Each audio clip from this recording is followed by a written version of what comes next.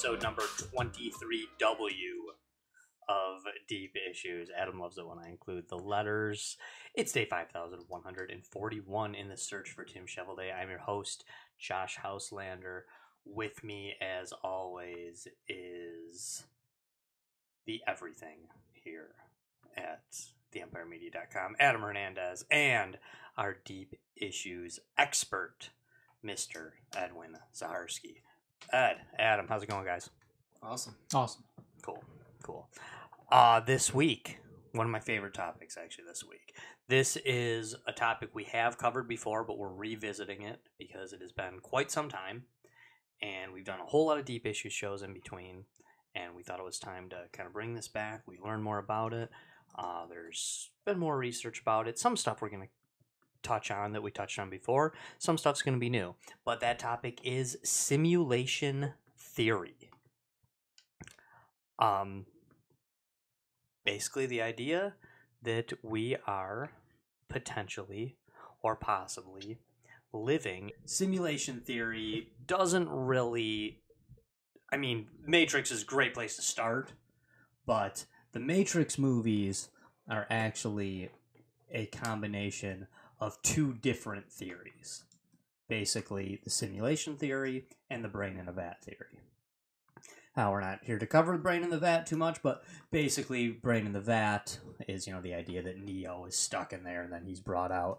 But brain in the vat theory is the basic theory that if a mad scientist had your brain in a jar and he was poking it and prodding it and sending the right impulses to it to tell you that you were a dude sitting on the couch listening to the Deep Issues podcast, eating Cheetos, you would have no possible way of knowing whether or not you were real or not.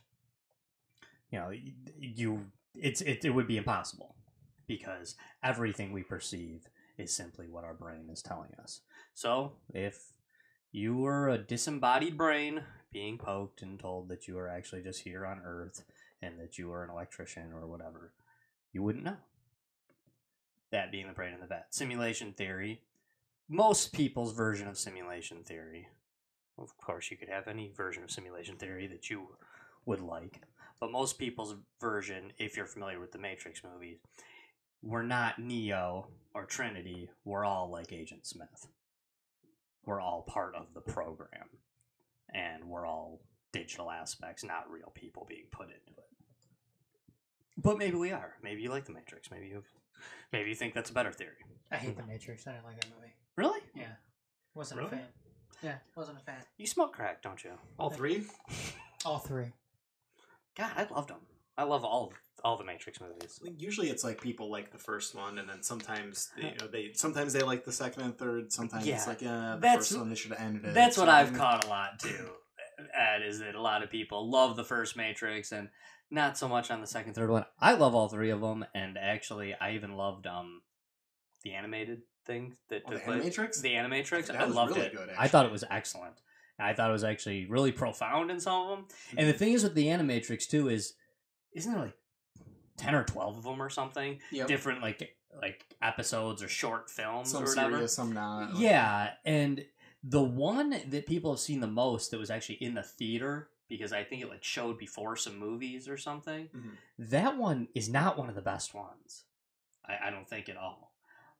It's cool visually, but it was not one of the first two in the Animatrix are really interesting, where they talk about how the civilization felt. It's like the prequel. Like how did they get to the point of the Matrix? Yeah, so I really liked those a lot. I love the second one. I know people get a little weirded out with the third one, but I thought it was kind of a cool conclusion to it all. I really like them, actually. The 13th Floor is another movie that really gets into simulation theory. And I'm not going to talk about it much because I've seen it. It's a cool movie. It's been years since I saw it, and I don't want to, screw it up because my memory's not great on it, But 13th Floor is a really cool movie, actually. Who's in that? Dude, I'm terrible with actors. It's gonna have it's it's in a green VHS box. Oh, that's not the movie. Okay, I thought it was. But that's a cool movie too. If you're wanting to kind of do like the, you know, I don't want to read the book. I want to see the movie type thing of simulation theory. The Matrix movies and the 13th Floor are definite good ways to do it. I think any simulation theory show would be kind of remiss, I guess, if that's the right word, if we didn't start with Nick Bostrom, basically. Nick Bostrom is, in a lot of ways, kind of the godfather of modern simulation theory. One could argue that simulation theory has been being technically discussed long before we knew what a computer was. Plato's allegory of the cave, in essence, is, you know, a precursor to simulation theory in a lot of ways.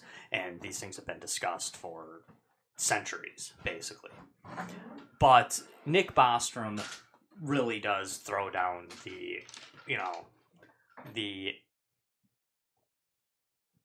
main idea of what modern simulation theory is. I'll actually read. I could do them, but this is not actually Nick Bostrom's words. This is actually a different expert on simulation theory who wrote a book on computer simulated universes. A very short book, by the way. I feel kind of strange. It's great, but they refer to this as a book, and they constantly talk about how Mark Solomon wrote a book about it.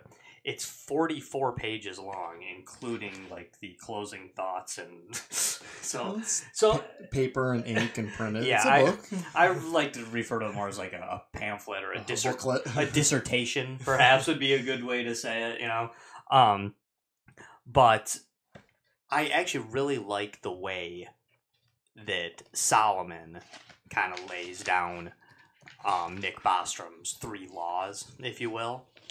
And that's basically that, you know, Bostrom argues that at least one of these following must be true. Number 1, that humans or a species on our technological level are likely to go extinct before reaching a post-human stage. Or number 2, any post-human civilization is unlikely to run a number of simulations recreating their evolutionary history. In essence, saying there would be a law against it, or a cultural reason why we would decide, no, that's a bad idea, we're not doing it. Or 3, we are most certainly living in a computer simulation. And basically that basic argument essentially is just saying that if you're acknowledging that it's possible that ancestor simulations, or simulations that are so real that the people inside the simulation don't realize they are simulated. If you're acknowledging that that is possible at some point, which I think most people would, then, and there aren't these reasons why they wouldn't be run, then basically you are much more likely to be living in a computer simulation than you are in a non-computer simulation. Because if it can be possible, well, it's not like every civilization is just going to run one. They're going to run many, right? I mean, they're going to run hundreds, thousands, millions, perhaps.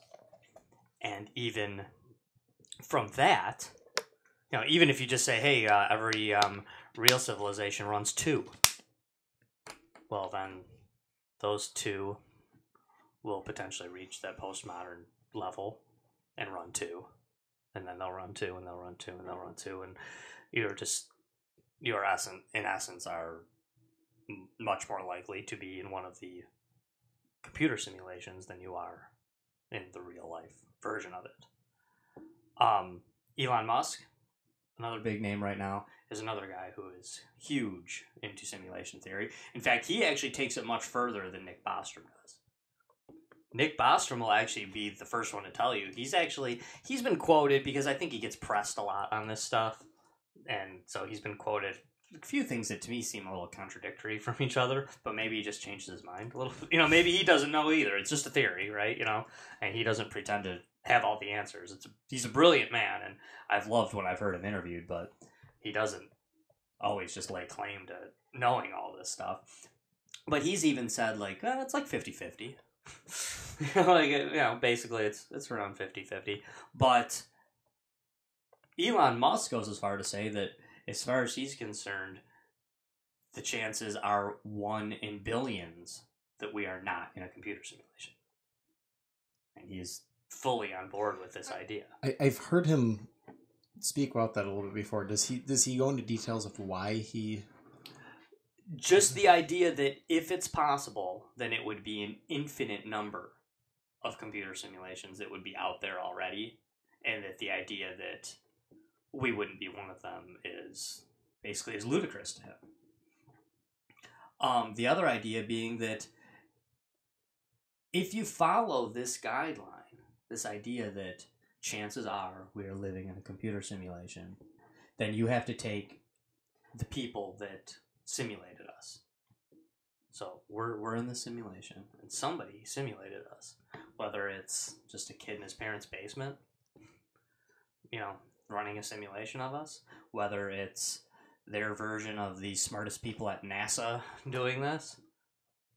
If you believe that first part, then those people are also most likely living in a computer simulation.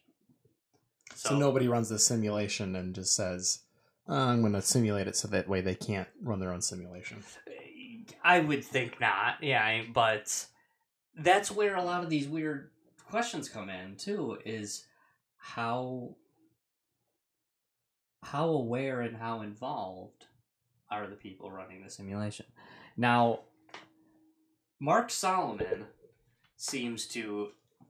he takes a very kind of hardline stance, in my opinion anyway, and really tries to break down, he is a psychologist, by the way, too, but he really tries to break down the psychology of the simulators, if you will.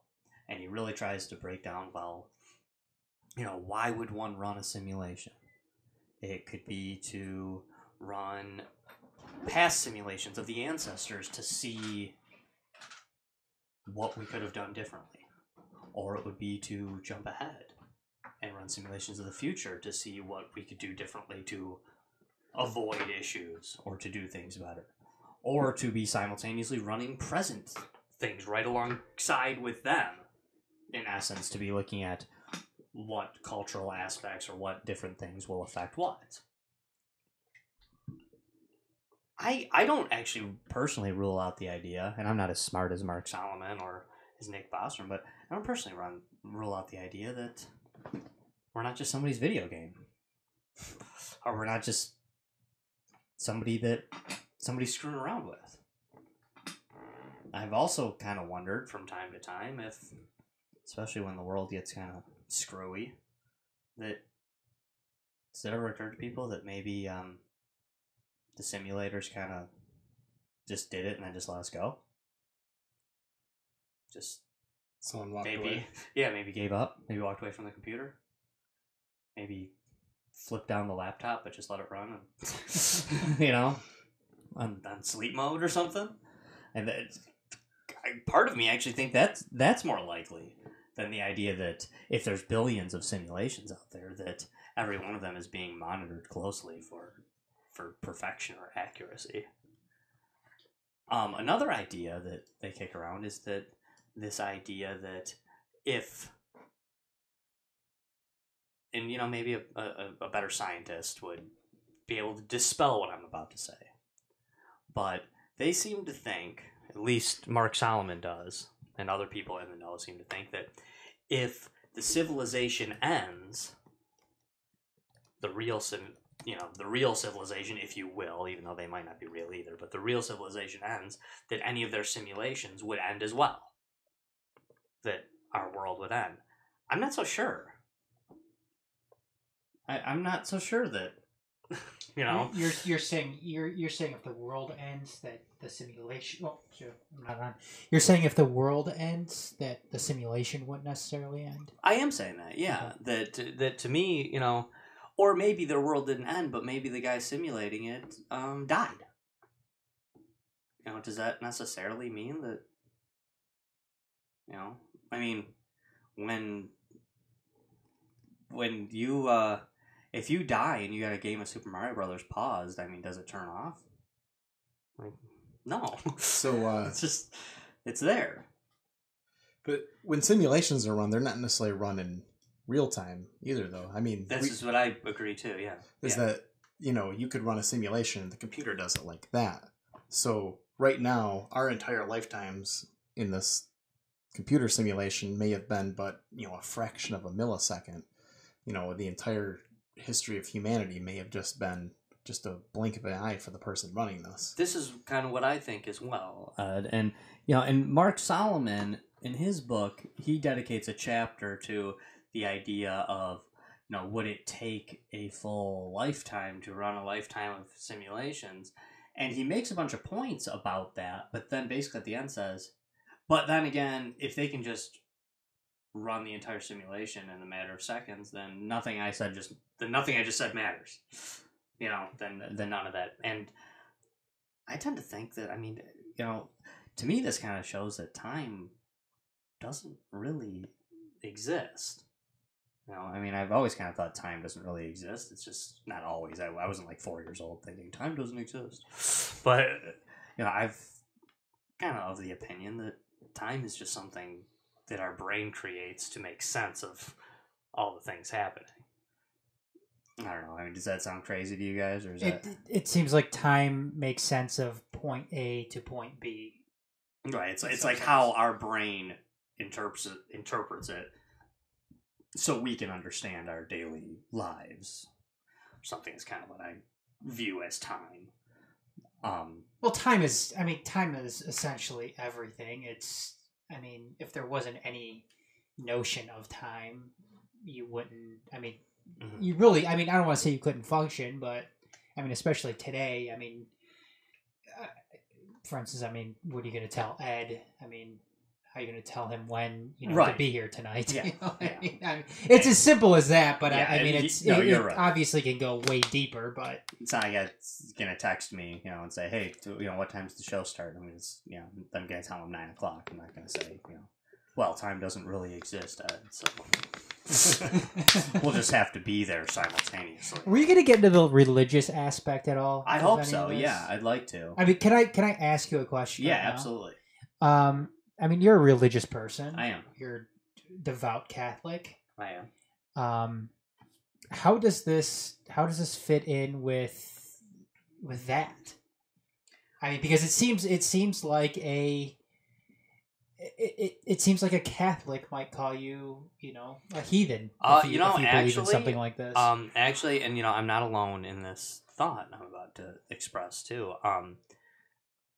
Actually, I feel like simulation theory can go hand in hand with a lot of religious beliefs, and actually can lend credence to some ancient religious beliefs. One idea more than other things specifically is predestination, because essentially that's what simulation theory is saying, right? That everything is essentially predetermined, and what's going to happen is what's going to happen. It's not like somebody's up there pulling the strings, but this was all set in stone from the beginning, and it's just being watched as it plays out. Yeah.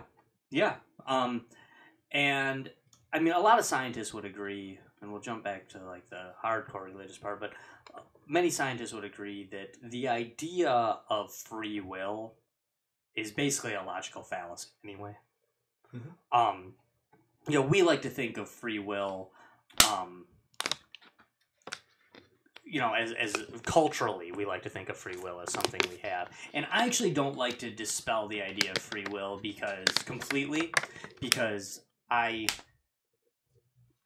don't have quite as hardline a stance against it as some do. But the idea that, everything that happens around us affects what we do. So do we really have free will? Well, you could potentially make a distinction between a choice and free will, like right. What you will to happen, and like, me going like this right here, I made a choice to do that, but that's not necessarily the same as me, having free will. Right. And that's basically what the scientists would say, is that, you don't have free will because so many other factors are constantly going into it. The way I like to put it with free will is the idea that you could say that you don't have free will because I went to Taco Bell and I ordered a Big Mac. And you can't do that. I don't have free will to order a Big Mac here. Because the circumstances have dictated that they don't have Big Macs at Taco Bell, so it's impossible, so you never had free will. But then I would say, but I still chose to get a taco over a burrito. So I still was inserted into this thing, but like you said, Ed, that's more just, you did still make a choice. But I guess one could argue even deeper that, well, what made you get a taco instead of a burrito? Was it different? Was it because you had to run to your car because it was raining and you were hungrier and you think a taco's more filling? Or in some sense, the Wendy's program may not just be compatible for tacos at that point, whereas the Taco Bell program, obviously, that's the specialty program. It's not like you're going to go out and play Mario Brothers when you want to play a first-person shooter. And yeah, that's what I mean. So I think Ed you put it good. Where saying that we don't have free will, or announcing or pronouncing free will to be a logical fallacy, doesn't mean that we don't still have some choice.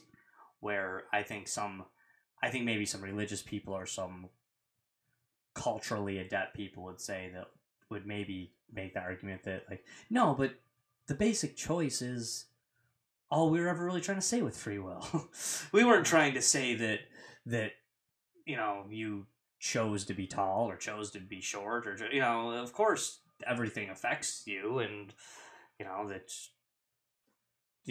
course the way you were raised and your genetics and the oxygen you breathe kind of negates the idea of total free will. But and I think I've mentioned this probably on previous podcasts, but the argument can be made that even God doesn't have free will. I think it's a pretty convincing one. Basically goes that he's omnipotent, omniscient, he's good. If you have this all-powerful, all-knowing God, he basically has no other choice other than to create the best world possible, because if he were to do anything less than that, he wouldn't be good. So basically God doesn't even have free will. He's basically morally bound by the laws of the universe to do what he did. Yeah. No, that is true. Another thing that I think links directly to religion is, okay, well, maybe we're a simulation and we were just, again, the one I always go back to, we were created by some dude in his parents' basement, hanging out, hacking code and just screwing around. But if he's like us, is that not a creator making us in his own image? Did he not create this world for us? Did he not, did he not give us life? No, it's the same concept. Yeah, just looking at a computer programmer, a video game programmer, can be the same concept. During this podcast, he paused to go take a piss. He's back now. Yeah, we couldn't tell that he did that. Right. And that's, I like what you were saying about time too, Ed, where you're breaking this down to,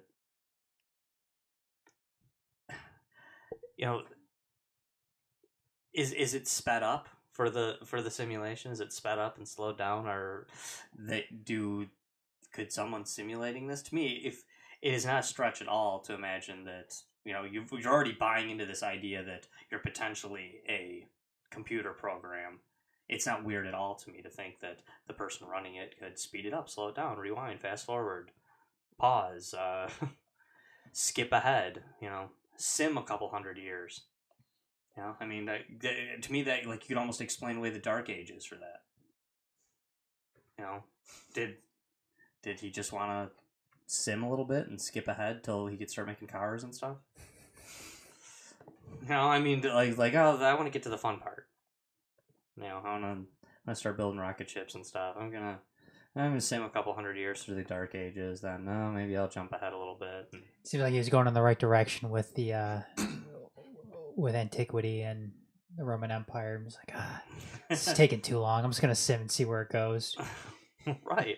And now then it comes into the idea that, or are we in the middle of some big MMO RPG where different individuals are being controlled by certain people, and are most of us just NPCs? Are we just non-player characters in here to try to? You guys are for me, but Yeah, you're the real one, and we're here to just like here, like, do you want to buy the wooden sword or?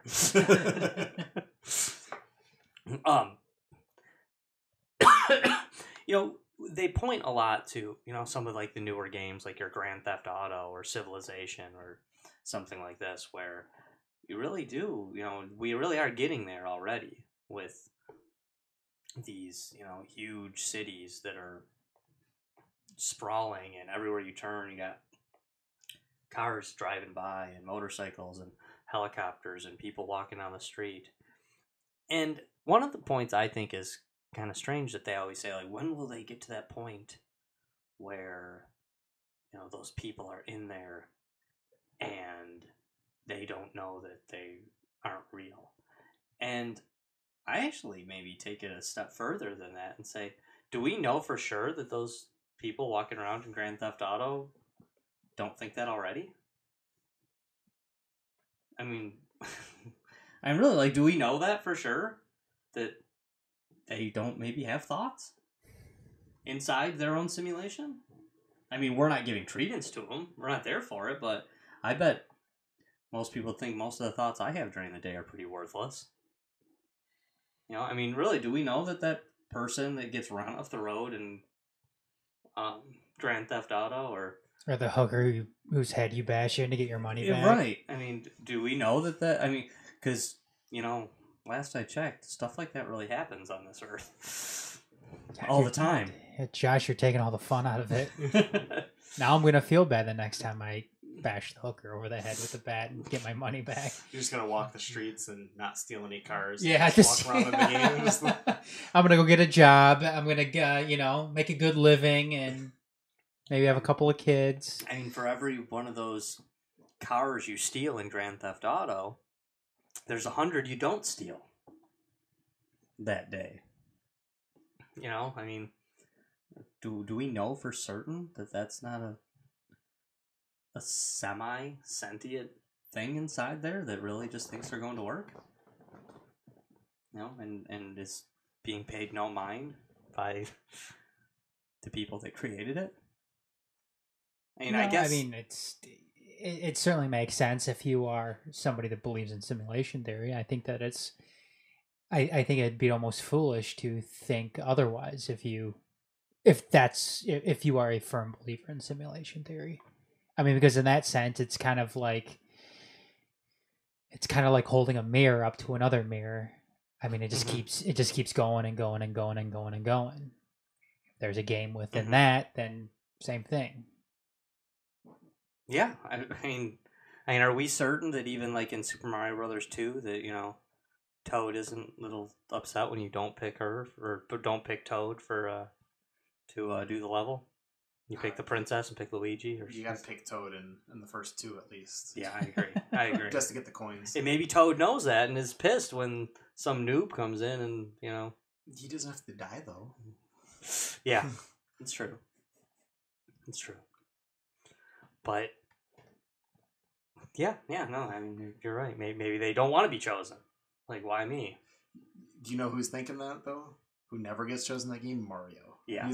Mario's like second best in like every category, which means he's useless for every level. Second or third best. Yeah, he's just completely average. Yeah, which makes him pretty much suck at that game. Yeah, no, I'm with you. Mario's terrible in that game.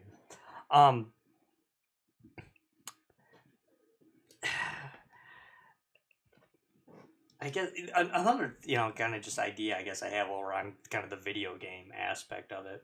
So I've often wondered, when you play these like MMO RPGs, whatever, these type of games, you have people who are awesome at it, who devote their lives to it, who play 14 hours a day and go crazy and spend all their money on it. You know, the wallet warriors, we like to call them in the video game world. People that just come in, spend money, and blow everybody out of it. And then you got some people that just play casually. They're okay. And you got some people who are just goofy and just like to screw things up on purpose. I'm just like to come in and just like oh, I'm going to run off this cliff. I'm going to do this. And I feel like that's could almost explain away why we are the way we are in the world.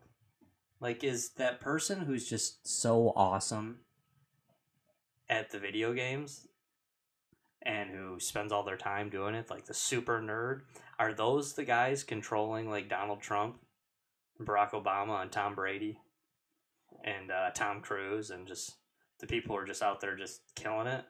And is that guy that like maybe pops on once a week and doesn't really give a crap? Is he controlling me? That's why I like something promising in my life every once in a while, and then for the most part it's like, God, just terrible decisions. What am I doing? And then, is there somebody who just would rather jump off a cliff? Or maybe it's because in the non-simulated world that he's from, he's just living a kick-ass life and he just doesn't have the time for the game. Yeah, that's what I mean. Maybe. Or they're just want to get some aggression out, so I'm just going to pop into the game and just shoot up a school. I mean, I don't mean to be like crass about that, but like, oh, I don't care. Are they... Because we, as Adam pointed out, we don't view these people we're screwing around with on a video game. We don't view them as humans. And, hey, I know I'm taking it a little far by saying that, yeah, that's perhaps already possible in Grand Theft Auto. Maybe not. Maybe I'm crazy to say that. But if and when we do get to that point where the simulation is more real, is that going to all of a sudden make people give a crap about the simulated people? I don't know. Maybe. Maybe some of them, maybe people will actually look at it from a moral perspective or something and really actually maybe give two shits about the people within the simulation theory.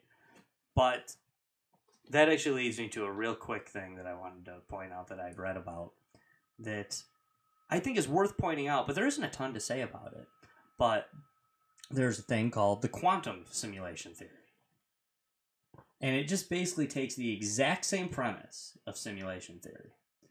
But it says that, okay, if a civilization reaches the point where they can make ancestor simulations. I don't actually really love that term, ancestor simulation. I think it's kind of a goofy term, and it's not really how I always view it, but it's the term that a lot of scientists use, so I'm going to maybe just use it from time to time.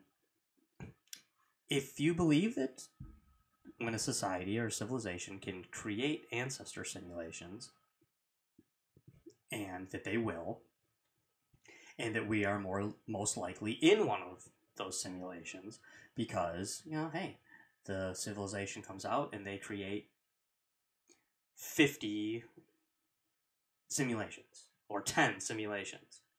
The quantum simulation theory basically says, if there's a civilization that reaches that, then there would be a civilization beyond that that would be in a situation where simulations are easy as hell to make and people just make them all the time. And in that civilization, instead of the 10 simulations that the brand new postmodern society would make, they make 1 million. People are, it's like your 8th grade project in school. Create a civilization. Do an ancestor simulation. So the quantum simulation theory just says, if you believe that we're most likely in a simulation, then you should believe that it's actually much more likely that we're in one of those quantum simulations.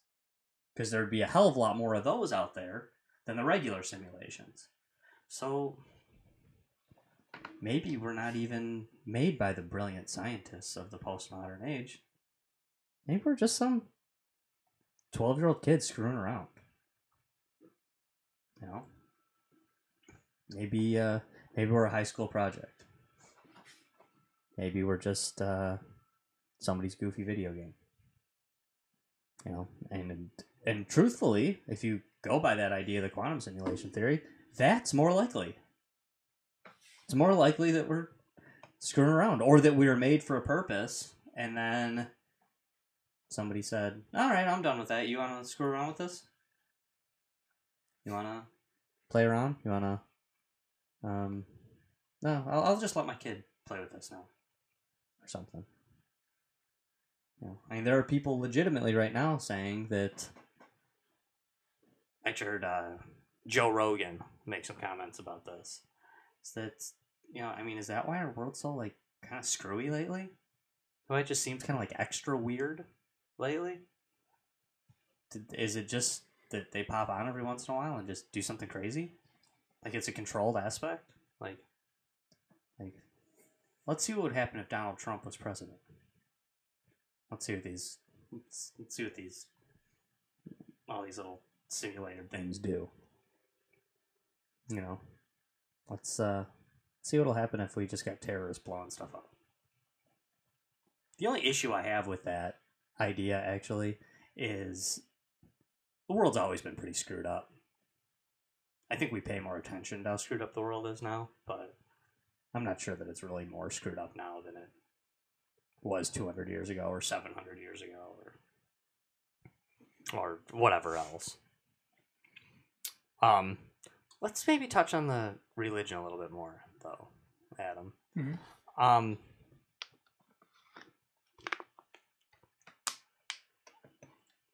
Yeah, I'm trying to tie this in because I want to talk about Philip K. Dick in a while, too, who had a big, like, direct thing.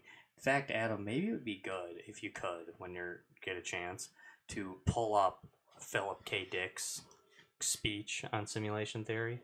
It's not real long, and it's pretty interesting. He gave this in the 70s, and a bunch of people basically like laughed him off stage and told him he was crazy. What's the speech? Philip K. Just put Philip K. Dick on simulation theory. I bet it'll pop up. Basically, he's saying a lot of the things that Nick Bostrom and others are saying, 2003 and afterwards in the 70s, and essentially people are, like I said, laughing him off the stage. They just think he's nuts. But Philip K. Dick believed that he actually... Someone wrote a book about Philip K. Dick later called, I don't know, it's Anthony Peake wrote it, and the book is called The Man Who Remembered the Future. Because he actually truly believed that many of the fiction books he wrote were actually visions of things in the future or alternate realities that truly did happen or could happen. And he came to realize that later as things happened in his life, where he, the fiction he wrote came to fruition. And many of those things were biblical, actually. He later came to realize that some of the things he wrote were basically retelling the book of Acts in the Bible. And he said he actually spoke to a priest years after he wrote one of his books, and the priest just freaked out because he was just like, you didn't write that book. That's the book of Acts in the New Testament. What are you talking about? That's not yours. And sure enough, he went and read it, and even had some of the same characters, Felix, Jason, or some of these characters that were even had the name. And Philip was one of them in there too, which is his name. And just kind of a, strange ideas, basically. But with the religion aspect to it, I don't know. I do feel like there's, something to be said about, how could explain miracles performed by Jesus. It could explain things done by Buddha or Mohammed that make no sense. Well, if somebody is controlling it from outside, and they are having one person within the simulation that can bend the rules because they're special, well, that would kind of make sense why Jesus would be able to be Jesus. Or why people could have visions of angels or of God. You know, if God did create this in his own image, well, then that could potentially exist and be exactly what the simulation theory is. The other idea, Adam, that I feel like a lot of religious people could get on board with is the idea of the afterlife. Because if you are digitized, or you are part of a simulation, and everything is recorded, if this is all just... Ed, you're more a computer guy. What's the word I'm looking for? Would software be the right word? Or maybe not software, but memory? You'd basically be a data point, I guess. Okay, that's better than what I was going to say, yeah. You know, when you died, you could be remade in a different simulation. Perhaps even you could die and be put into a afterlife simulation. Very much bringing to fruition what the Bible teaches. What other Western or non-Western religions teach. The idea of an afterlife. You could die and be put in this other simulation where it's heaven or hell or anything else. Were you able to find that, Philip? I think so. I think it's like, is it like 4? That's it. Yeah. That's it right Yeah. there. Okay, cool. Yeah, I think this is cool. And Philip K. Dick, of course, I should say. I'm sorry. Before Philip K. Dick, for those of you who don't know, very famous sci-fi author, one of the most famous authors ever. Many of his books have become movies. Most famously, "Do Androids Dream of Electric Sheep," which is Blade Runner. "The Man in the High Castle" is an extremely famous book by him about basically saying what if Germany won World War II, how different it would be. And that You can watch it on Amazon Prime. Yeah, I was gonna say it's recently become a show. I have not seen the show, but I have read the book years ago. Total Recall is actually a Philip K. Dick book as well. A lot of famous books. Minority Report. Yeah, Minority Report for sure. Which is another one that he really says he thinks that was a potential future, and that's something that recently they have talked about precognitive crime watching. That's something that has been discussed recently in the news. Creepy as hell, if you ask me. But anyway, so this is Philip K. Dick. All right. Yep. I'll go ahead and...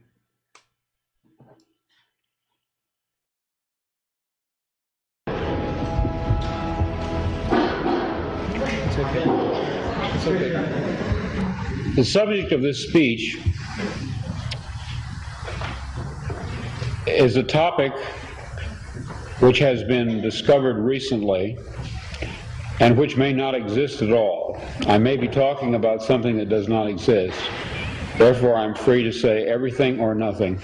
I, in my stories and novels, often write about counterfeit worlds, semi-real worlds, as well as deranged private worlds, inhabited often by just one person, while meantime the other characters either remain in their own worlds throughout or are somehow drawn into one of the peculiar ones. This theme occurs in the corpus of my 27 years of writing. At no time did I have a theoretical or conscious explanation for my preoccupation with these pluriform pseudo-worlds, but now I think I understand. What I was sensing was the manifold of partially actualized realities lying tangent to what evidently is the most actualized one, the one which the majority of us, by consensus gentium, agree on. Later that day, back home again, but still deeply under the influence of the sodium pentothal, I had a short, acute flash of recovered memory. Then, in mid-March, a month later, the total body of memories, intact and entire, began to return. You are free to believe me or to disbelieve, but please take my word on it that I am not joking. This is very serious, a matter of importance. At that time, I had no idea what I was seeing. It resembled nothing that I had ever heard described. It resembled plasmic energy. It had colors. It moved fast. It collected and then dispersed. But what it was, what he was, I am not sure even now. In other words, it's a common theme in my writing that a dark-haired girl shows up at the door of the protagonist and tells him that his world is delusional, that there's something false about it. Well, this did finally happen to me. I even knew that her hair would be black. I had an actual complete sense of what she would look like and what she would say. She did appear. She was a total stranger, and she did inform me of this fact, that some of my fictional works were in a literal sense true. I wrote out these dreams in novel after novel, story after story. To name two in which this prior ugly present obtained most clearly, I cite The Man in the High Castle and my 1974 novel about the U.S. as a police state called Flow My Tears, the Policeman Said. I'm going to be very candid with you. I wrote both novels based on fragmentary residual memories of such a horrid slave state world. People claim to remember past lives. I claim to remember a different, very different present life. I know of no one who has ever made this claim before, but I rather suspect that my experience is not unique. What perhaps is unique is the fact that I am willing to talk about it. We are living in a computer-programmed reality, and the only clue we have to it is when some variable is changed and some alteration in our reality occurs. We would have the overwhelming impression that we were reliving the present, déjà vu, perhaps in precisely the same way, hearing the same words, saying the same words. I submit that these impressions are valid and significant, and I will even say this: such an impression is a clue that at some past time point a variable was changed, reprogrammed as it were, and that because of this an alternative world branched off.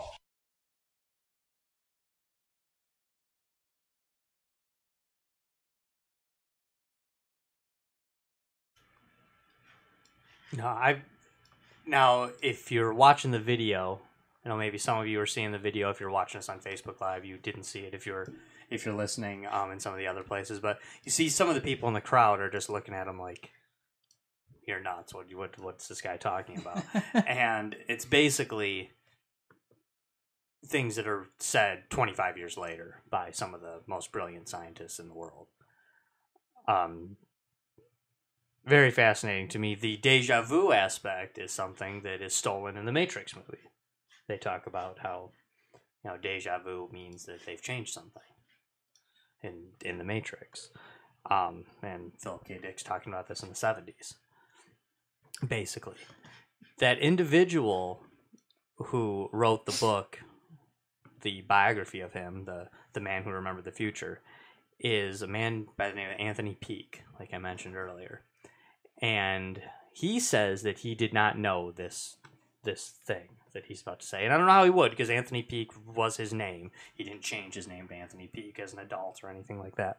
But after he had already written the book, a fan of Philip K. Dick, a big fan, came up to him and said, "Well then, Mr. Peake, I'm sure you know that Philip K. Dick kind of predicted you."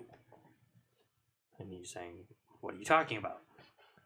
And there's a short story by Philip K. Dick written years and years before that about a guy who is predicting some of this stuff. The short story is called Your Appointment Will Be Yesterday. And the character in that book is called, instead of Anthony Peake, he is called Anarch Peake. Pretty eerie that he would, have this character in there basically who is doing exactly what Anthony Peake did later and biograph his life. I don't know. I find that to be crazy. There are some other aspects of this too throughout time. Edgar Allan Poe, for instance, most known for his short works and his his poetry. Basically, he only wrote one novel, and it's about 4 people stuck on a boat out at sea, and the 3 of the people end up eating to stay alive. They eat the cabin boy, who's a young guy by the name of Richard Parker in the book. 40 years later, there was a boat stranded with 4 people, one of them being Richard Parker, the young cabin boy, and they ate him. I mean, this happened. It came true later. Another one is there's 2 books that they say basically tell the story of the Titanic before. There's a book called in this book the boat is called the Titan, and it crashes. And another one was a guy, a journalist, who wrote 2 different stories about a book or a boat such as the Titanic. A guy by the name of William T. Stead. That guy actually died on the Titanic. Pretty interesting stuff. I mean, Philip K. Dick basically is saying here that he could tap into a consciousness in his writing. There's also a story where he actually ended up saving the life of his infant son.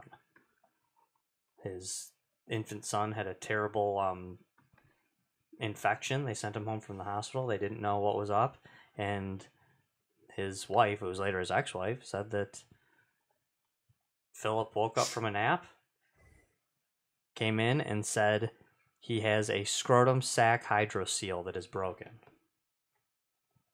And she took the kid back to the hospital and told them that, and sure enough, he was right. It's actually kind of documented. I mean, that's pretty specific. That's not like something like, oh, he was a smart guy and he guessed what was right. I mean, to know that it was a scrotum sac hydrocele broken in a young baby, that's pretty strange. Basically, that's like a hernia, I guess is what that would be. But I don't know. And he was very much ostracized for these beliefs. The people thought he was a pretty crazy dude. Is this where we get the Mandela effect too?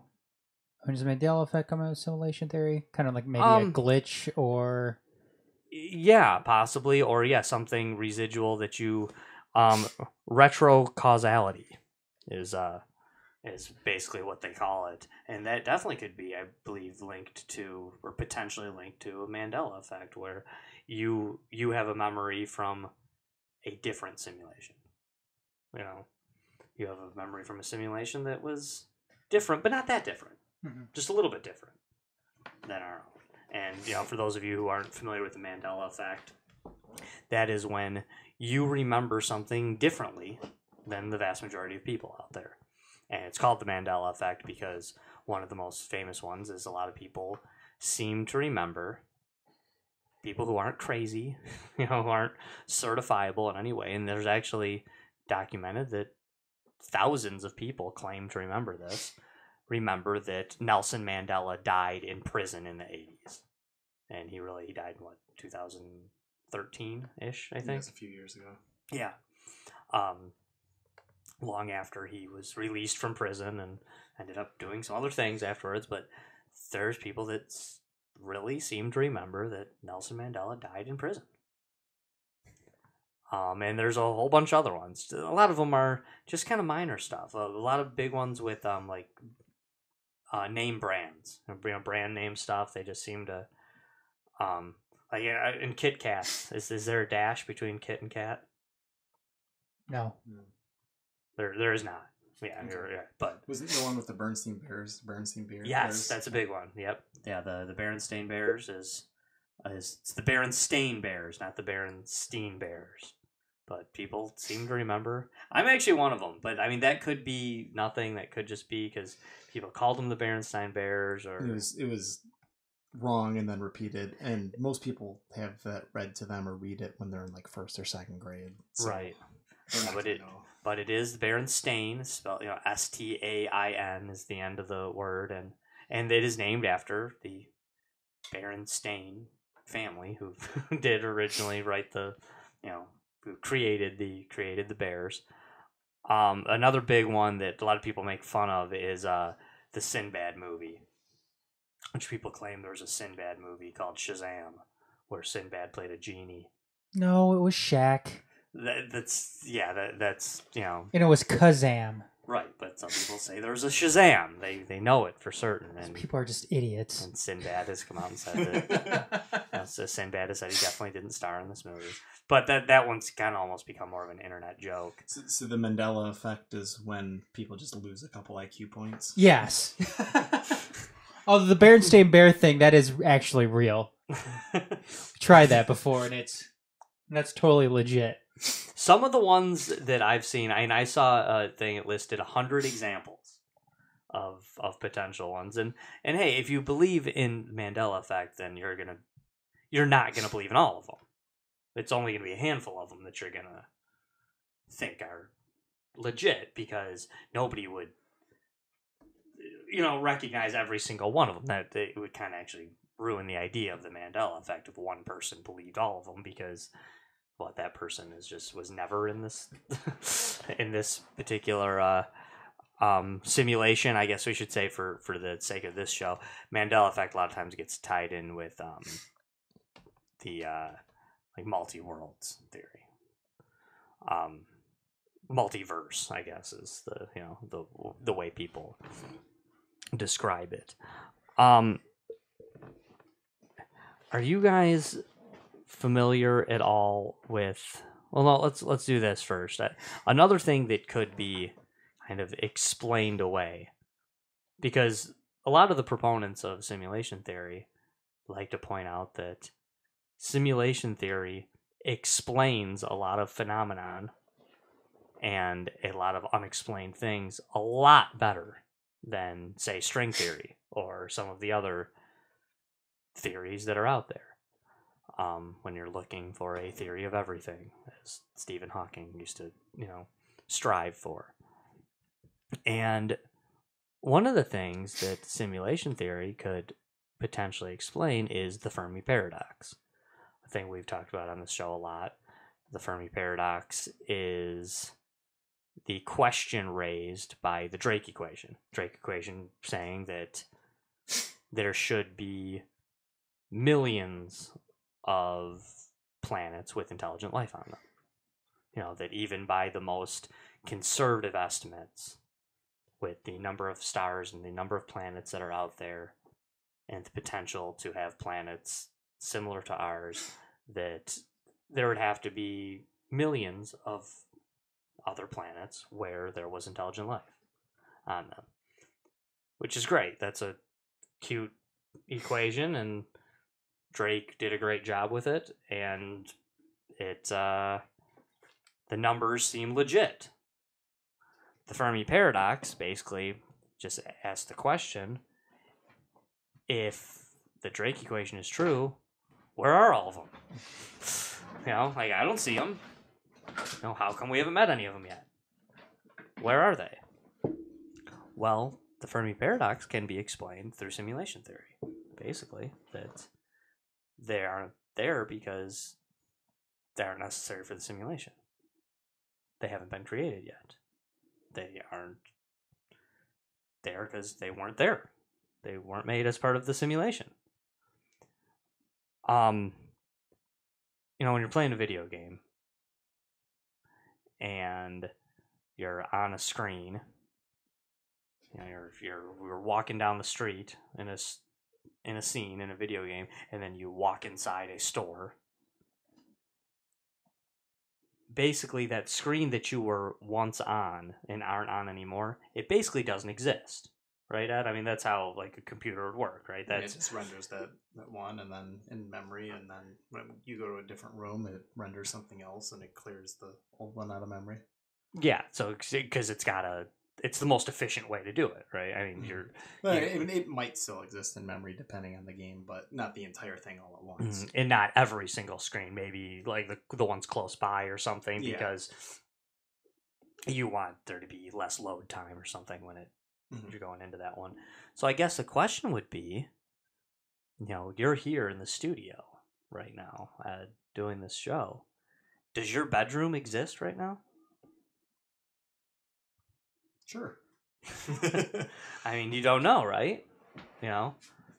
I mean, and Adam will ask the same question. You know, you're here at the studio, but you have a day job. You have an office. Does your office exist right now while you're here in the studio? I mean, or is it... So it's the if a tree falls in the woods, does it? I guess.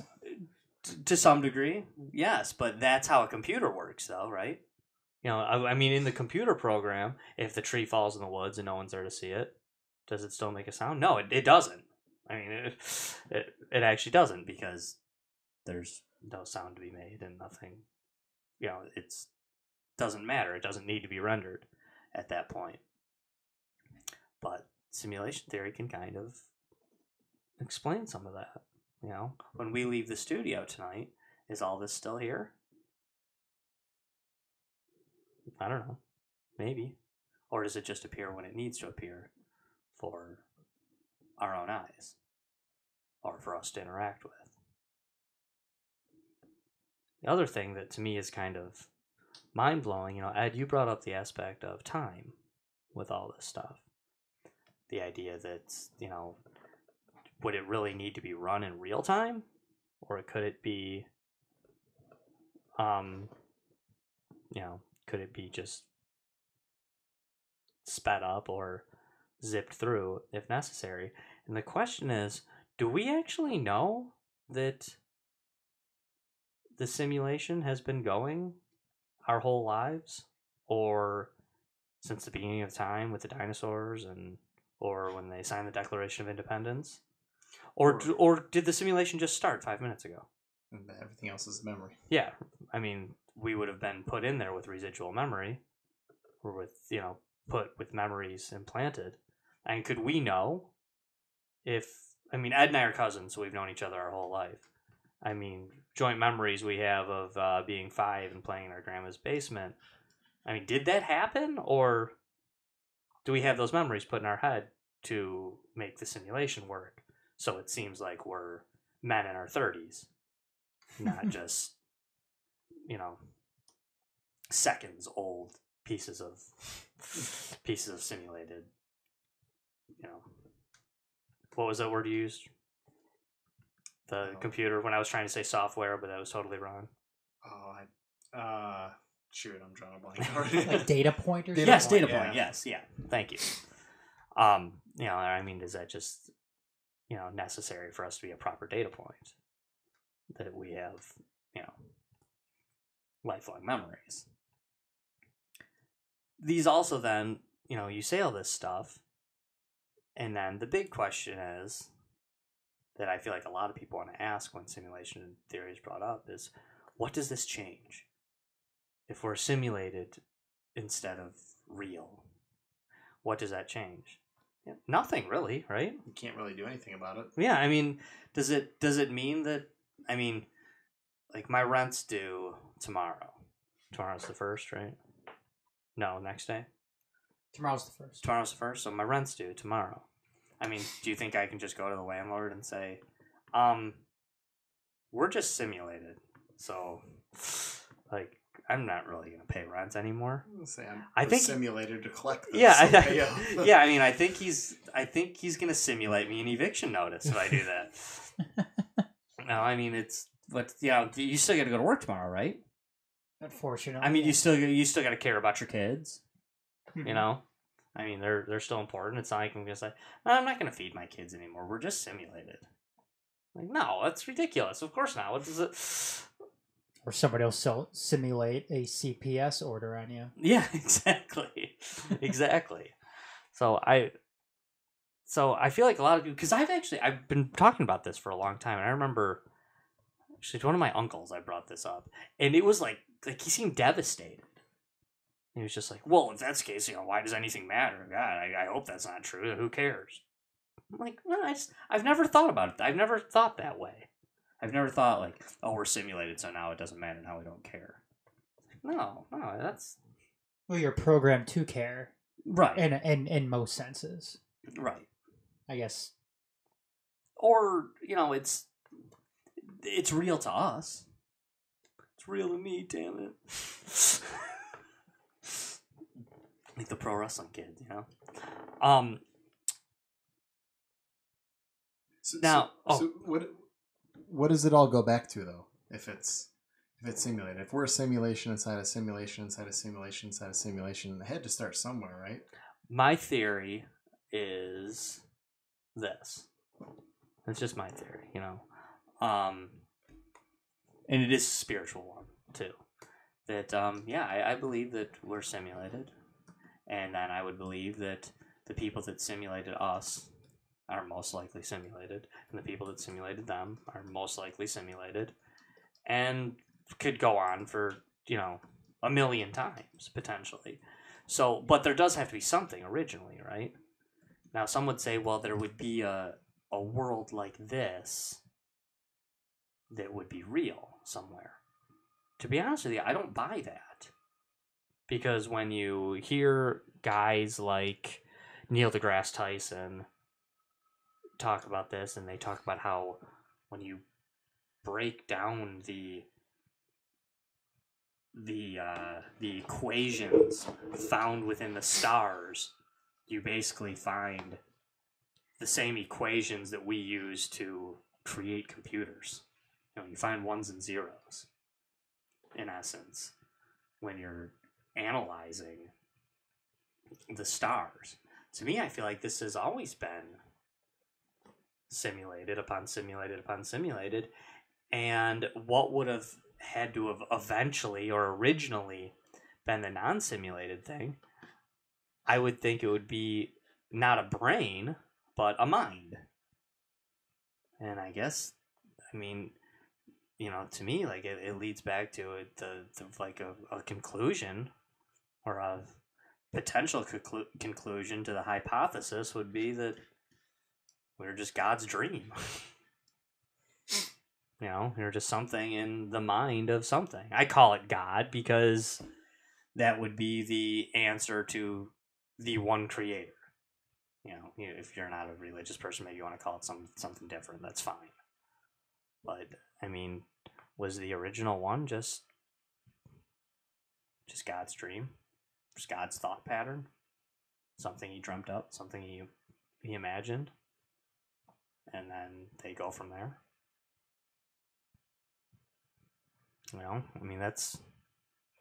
That's kind of how I look at it, I guess. And that to me doesn't show that we're useless because we're a simulation. It just, we are what we are. It fits in many ways. Because there's an explanation for anything.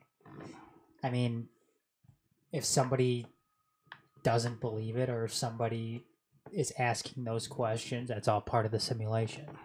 Yeah. It's I don't want to say it's reasonable, or it's easily explainable when you're talking about something like this, as opposed to if you are maybe talking, it's much more wide open, as opposed to maybe a certain religious belief, like I don't want to say Christianity, but in some sense Christianity.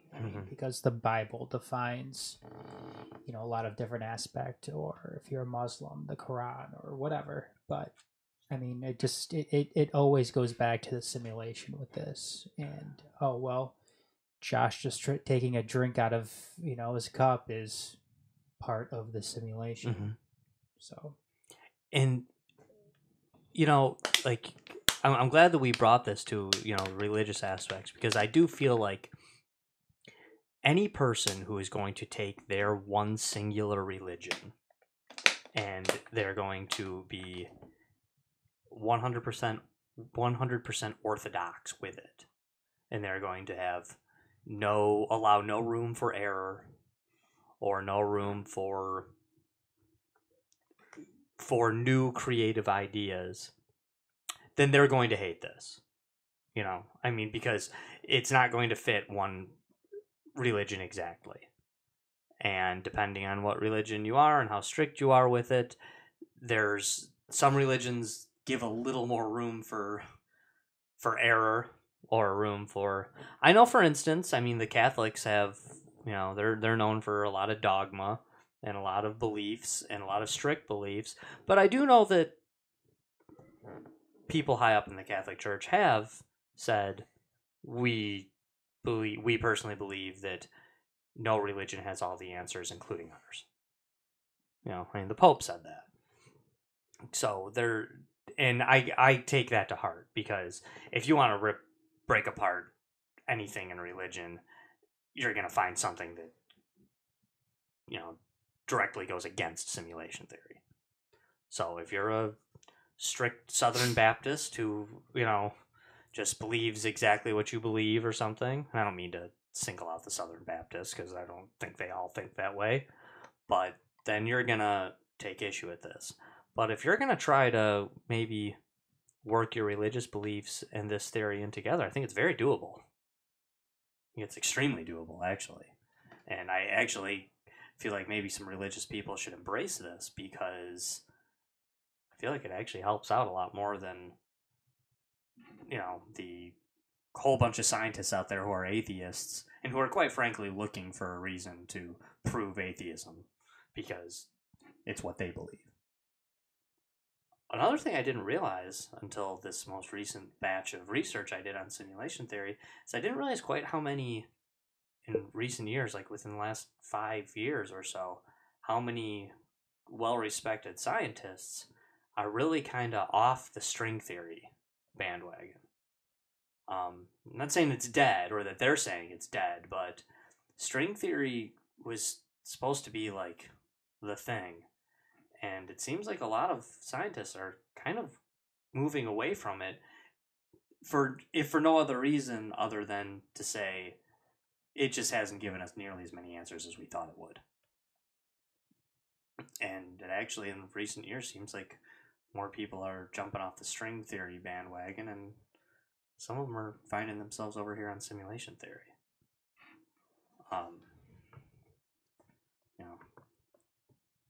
I know Neil deGrasse Tyson, again, to bring him up, he's one that he used to kind of be on the fence, but he seems like he's really on board with simulation theory now. And he's very much into it. And he's a smart dude. Yeah, he's pretty good. He's pretty smart. Yeah.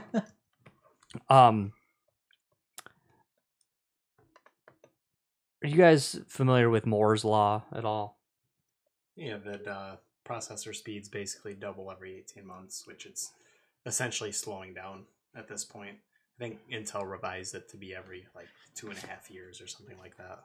They had read something that because they are saying that Moore's Law is kind of catching up to itself, but there's a thing called Rose's Law, which is named after somebody, Geordie Rose. And basically, Rose's Law, they're kind of almost calling like the sequel to Moore's Law, because they believe that, the processing power can't really continue on that level. But then when it switches to the quantum computers, that I'm quoting here, that the computational power will begin to grow exponentially proportional to the number of entangled qubits. So that then basically Moore's Law will continue. It just won't be through processing power. It'll be through qubits of the quantum computer. So I thought that was kind of interesting that they're saying that.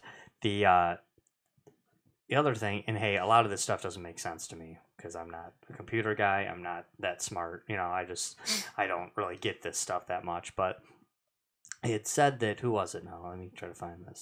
Seth Lloyd, who's the director of the Center for Extreme Quantum Information Theory at MIT. He had written a while ago that a quantum computer with a 300 qubit processor could instantaneously perform more calculations than the number of atoms contained in our universe. With that being said, they have prototypes now for 512 qubit computer processors. So that we're actually there already.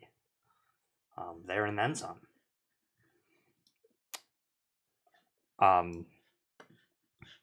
Another thing, kind of jump in. If you guys need to jump in on anything there, because I'm going to kind of switch gears to something else. So if you guys want to jump in, please do. But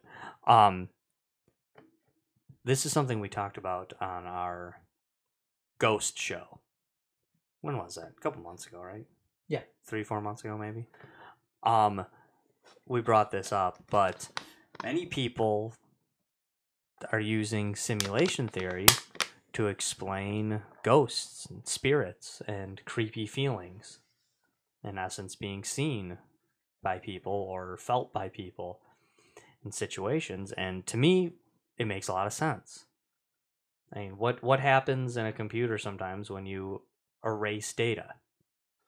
It will sometimes, like kind of pop back up. Sometimes you'll try to erase something and there'll still be residual memory of something else. Well, yeah, when you delete something from a hard drive, it's not actually deleted unless you write something else to that spot on the drive. Essentially, it's essentially marked off as deleted, but the data's still there. So they might have programs sometimes that'll actually delete something as opposed to just you dragging it into your trash bin. And Yeah, even if you format your hard drive, you can still get it several times over. You can use undelete tools where you can essentially go in and not exactly perfect in all cases, but you can actually go and get data on there. It would almost be like if a person was deleted from the memory, but not completely, and you went back to that spot where they used to reside, and you saw a foggy image of that person. it's a residual haunt. Yeah, like a ghost. Yeah.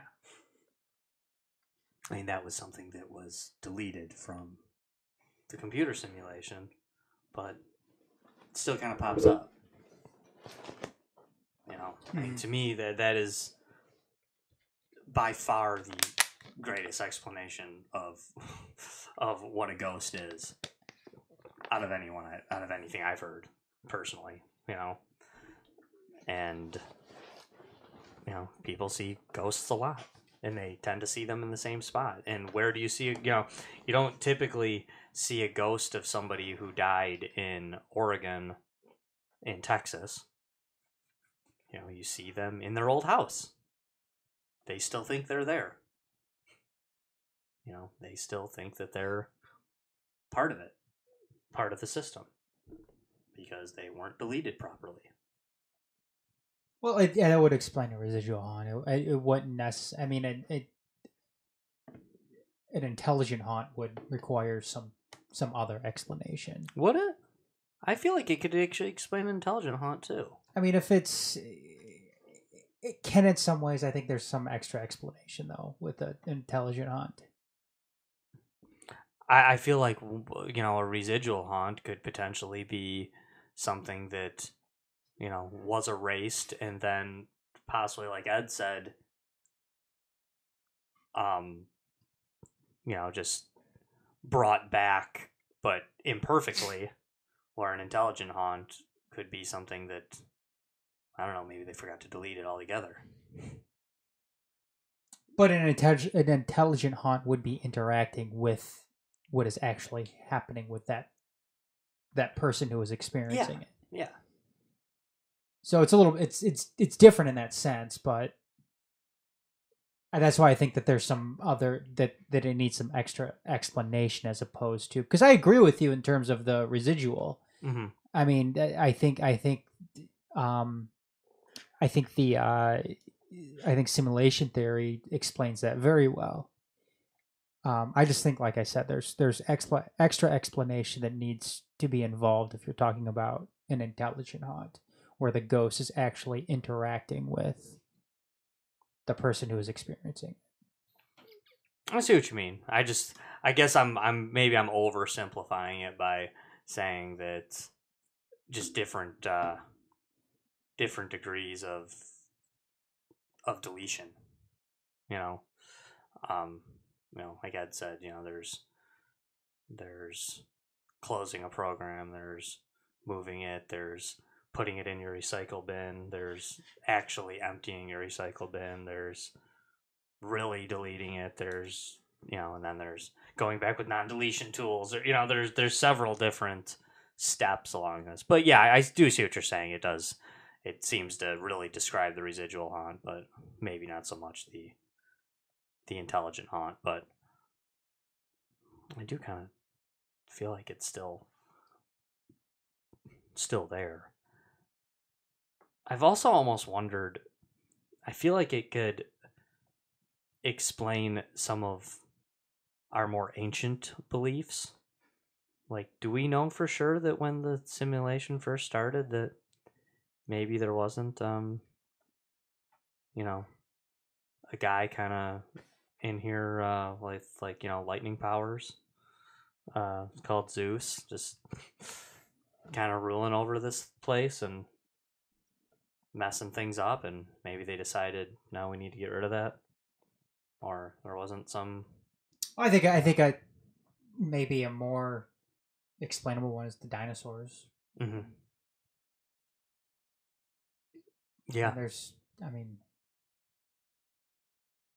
and that's a point too. I mean, was somebody, were you supposed to believe that somebody was running the simulation all through those millions of years with the dinosaurs, and it took them that long to get bored with it? Or did they just kind of glaze over that and speed through that part? Or is that something left over that they use the SimCity, disaster tool to initiate the comet to wipe everything out? Yeah. Another very perhaps oversimplified idea, I guess, is the Big Bang, right? Big Bang Theory is what kind of... It's a great show. Not the TV show. Oh, sorry. the theory of the Big Bang, where the universe begins. I mean, could that just seriously just be as simple as that's them turning on the computer? I mean, what happens when you turn your computer on? It kind of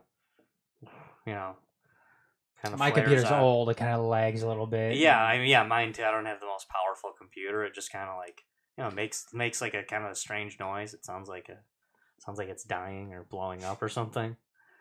And I just feel like, is that what the Big Bang was? Somebody just turned on the computer and started this up.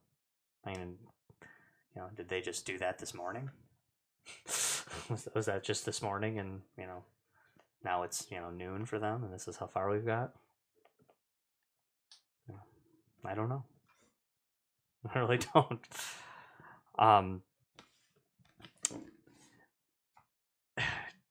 Do you guys want to try to get into how familiar you guys are with this kind of stuff? Because I'm no scientist. I'm not great with this stuff. But do you guys want to try in the idea of the quantum entanglement? And are you guys familiar with this at all? And the what's the thing I'm trying to... the double slit experiment. Do you guys ever heard of this? That sounds familiar. It's Thomas Young. This is the 1800s we're talking. Where they put the two slits and shine a light, and then this is where you get the wave theory of light, where light will kind of form a wave, and you're not sure. This is when you decide whether it's particles or whether it's light or all these different things. And the speed of light, as Einstein talked about, is the maximum speed, right? I mean, that's the fastest anything could possibly go, is the speed of light. And speed of light is basically photons in a vacuum. Not that I have full understanding of what that actually even means, but that's the fastest even photons in a vacuum could possibly move, is the speed of light. But with the quantum entanglement and with this double slit experiment, they realize that the results are different whether or not the particles are observed.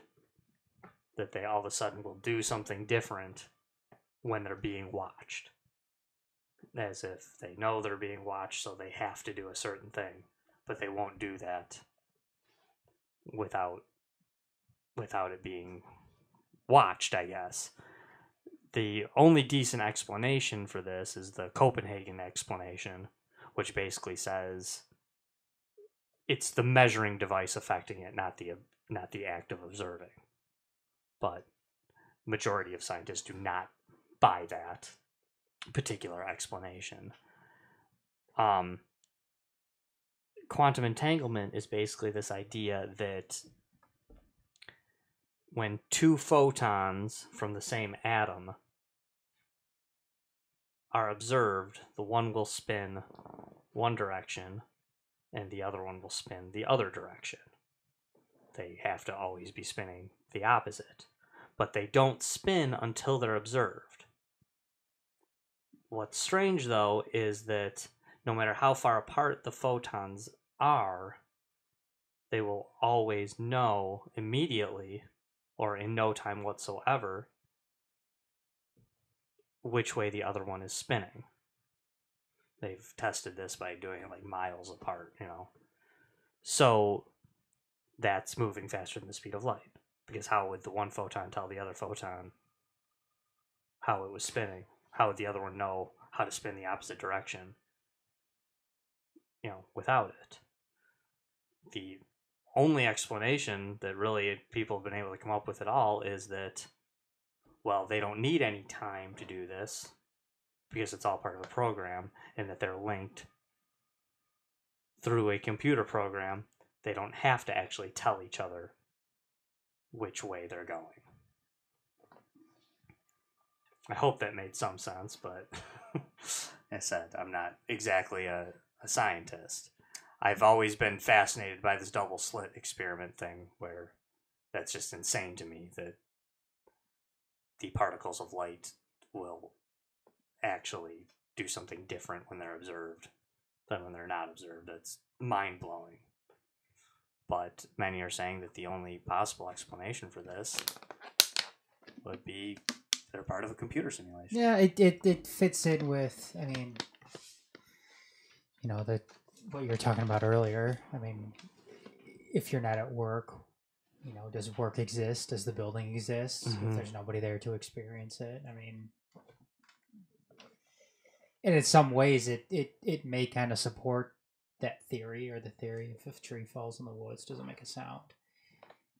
If these particles aren't being observed and they're reacting differently, obviously it's not total proof or whatever, but yeah. And the thing is, with the tree fall in the woods thing, I always lean towards, I guess there's no answer to this question, but whenever I've been, my whole life, when asked that, I always kind of lean towards yes.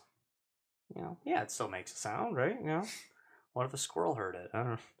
What if, then there's something there to experience it. Well, yeah, that's true. That's true. But another thing I thought was interesting, and this is something that was touched on in the Mark Solomon book as well, too, is would there be a moral responsibility of the creators of a simulation? And we kind of touched on this earlier, but I'm talking to two vegetarians here, so I know that you guys are kind of on board with like animals have the same, like moral structure as us in some ways. But if you think about it, we as humans view,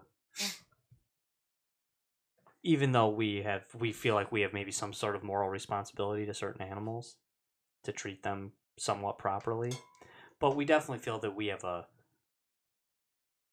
we are higher up morally than they are. Our ability to use logic and to rationalize and to have emotion is above certain animals. But we look at, a chimpanzee a certain way, and we look at, maybe a parrot a different way. Or maybe not a parrot, but a robin a different way, and perhaps, a goldfish. Maybe you would, maybe you believe that that all animals should be treated with a certain moral respect, if you will, but you're not going to necessarily look bad upon you're not going to look at someone with the same negativity who killed a goldfish as who killed a chimpanzee, right? I mean, you guys would agree with that, right? That idea, basically, Yeah. that's, that somebody that, let's even just say it was an accident, right? Somebody that is doing something careless and flings a bowling ball over their shoulder and it hits a chimpanzee in the head, you're not going to feel the same way as the person who accidentally scoops up a goldfish with a net and flings it onto the beach. For the most part. So even if those creating our simulation do feel that there's some sort of moral responsibility, they are going to feel like they are still above us, like we feel we're above, the golden retriever. So I guess the question would be, do they look at us as chimpanzees? Something that is maybe just a few steps below them? Something that should still be taken care of? Something that should be cared for as a pet? Or do they view us like a mosquito? That is, who cares, right? You don't go out of your way to kill it, but if it's on you, you're going to swat it. If you're swatting at a gnat or something like that. Yeah, I mean, or do they not have a moral responsibility to their creations at all? Or do they maybe have a moral responsibility in most cases, but it doesn't mean everybody does? I mean, we feel we have a moral responsibility to some animals, but yeah, there's those jerks out there that just go, kill rhinos just for the horn, or who go hunting and don't even bother to,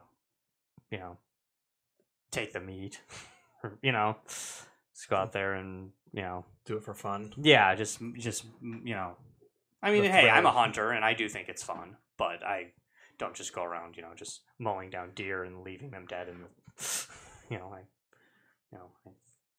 I think it's the crime to shoot an animal and not eat it, or not, not do the best. And I also think it's bad to not be good enough with your gun or your bow and arrow that you can kill them as painlessly as possible. That's just my belief. But not everybody thinks that way. Some people don't give a shit. And if you're going back to, something like the quantum simulation theory, maybe some of the simulations are made by real jerks.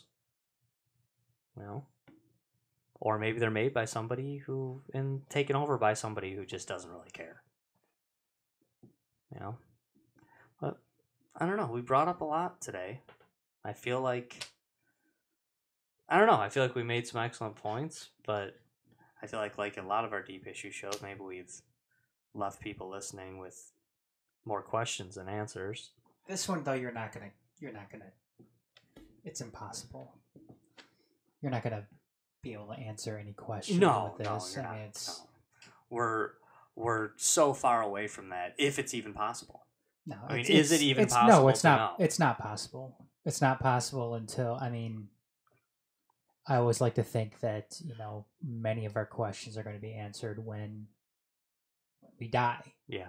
But there's not even a guarantee in that. See, now I mean, is it totally insane, the idea to think that we would get so close that then the simulators would tell us?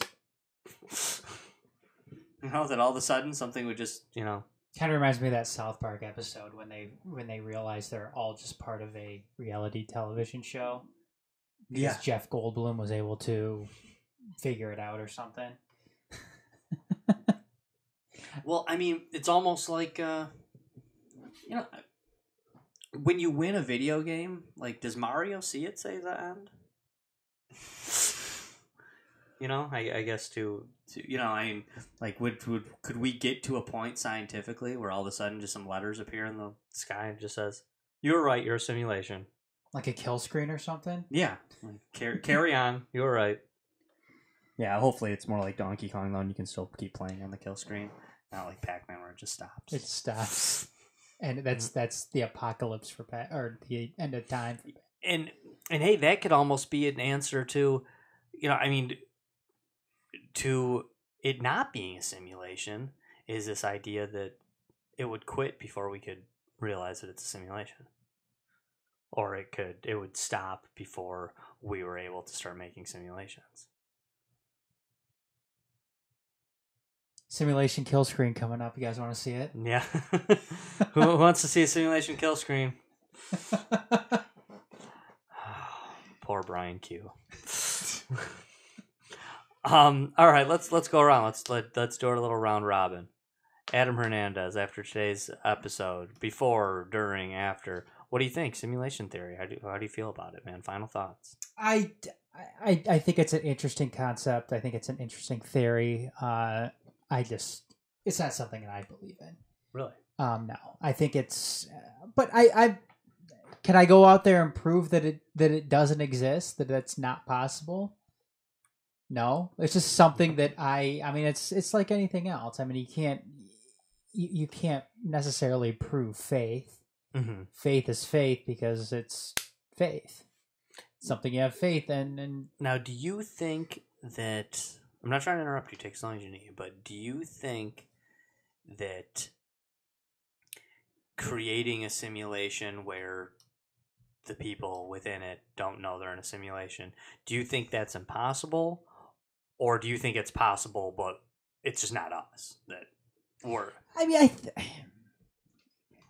anything is possible. Like I said, it's just, for me, it's not something I believe. Of course it's possible. Mm-hmm. I mean, because just because it's possible to make it too doesn't necessarily mean that we are it. No, it's true. It's true. I mean, we could be one of the real ones. Yeah. Like I said, it's not your thing. It's not something that anybody can prove or disprove. That's why I'm not saying that anybody's wrong in their belief in that. I'm not saying you're wrong, Josh. I think you who knows? Maybe you're right. I mean, I don't know what that necessarily says about my own beliefs or my own faith, mm-hmm. but I think it's I don't know. It's kind of naive to say that something like that, especially, is.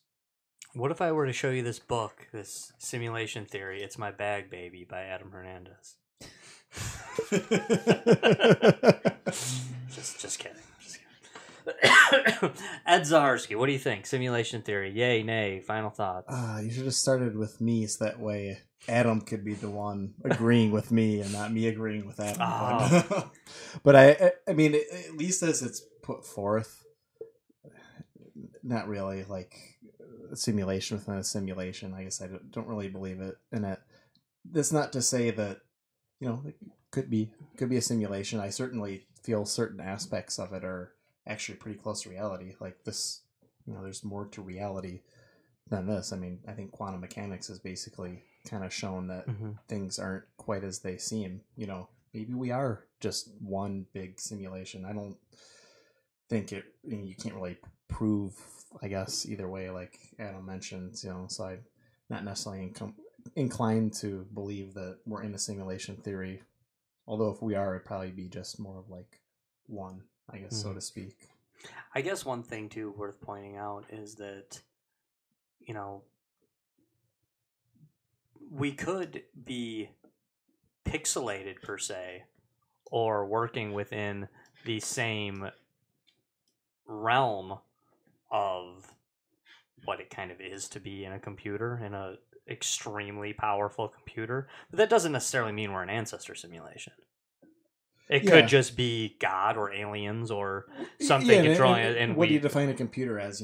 Maybe humans are computers. mm-hmm. Like it's not like it's necessarily like an Apple computer sitting there simulating something. It could be completely different than what we could actually conceive of. Mm-hmm. With the three of us sitting at this table. What a computer is. It's just some sort of simulation, I guess. I guess I would disagree more with like the it being sort of a video game, like like somebody's controlling it on the other end, almost like it's like somebody set it and it's going, I guess, if it were actually to be sort of a thing. But it's almost like the other way it'd almost be like a Truman Show sort of thing where there's outside manipulators and it's not like, it's just kind of happening as it goes. That's interesting. I wish you'd have brought that up earlier, the Truman Show thing. Yeah. That is... No, it is it's a strange aspect for sure. That's a fascinating movie, The Truman Show. It is. Because it's much deeper, I think, than some people look into it. It's a very deep movie, actually. Mm-hmm. Listen, you guys aren't super sold on it. You guys make great points. I admit, though, guys, I'm sold on this. I am. I'm a big time believer in simulation theory. Now that doesn't mean that I'm 100% behind every single thing I theorized today. That would be impossible because a lot of it was contradictory. Mm-hmm. And I'm definitely not pretending to have all the answers or anything about this, but I am a believer, though. I think that I think we are. I'm actually fairly certain that we are living in a computer simulation, one way or another. Kick-ass graphics card, man. Yeah. Oh, for sure. But it just I feel like it works with my philosophy on life. I'm really I'm on board. I am 100% on board, or 99% on board. I don't want to say I'm 100%. If I was 100%, I'd have a lot more answers for you. But that pretty much concludes our simulation theory episode, or Simulation Theory Revisited. We are going to go to Pumpkin. Pumpkin is getting light. There is not a whole lot of things left inside. Three more inside Pumpkin before we start anew. Before we rehash the simulation, we reboot. Yes. Yeah, absolutely. Before we pull the plug or plug in the Big Bang machine and find somebody brave enough to flip the switch, or whatever it is that happens in this crazy mixed up universe. But Adam is picking up Pumpkin right now. And I'm shaking it, and I'm going to... You shake it more than 3 times, you're playing with yourself. And Ed is reaching his hand into Pumpkin. I gotta find one. And the next episode of Deep Issues, which will be August 14th, I believe. Yes. Yep. August 14th will be our next episode of Deep Issues, and the topic will be Adam Hernandez. Topic for that August 14th episode. This is Ed's. It is feminism and social engineering. Feminism and social engineering? Okay, that's a definite... That was Ed's. Yeah, oh, definitely. This is this will be a good show, but this is more of a political, ideological, philosophical, cultural thing. Conspiracy. Yeah, in some conspiracy. Okay, so feminism and social engironering. Chances are Adam and I will not be agreeing next time. Well, good. I hate it when you and Adam agree. Nobody wants to hear you two agree.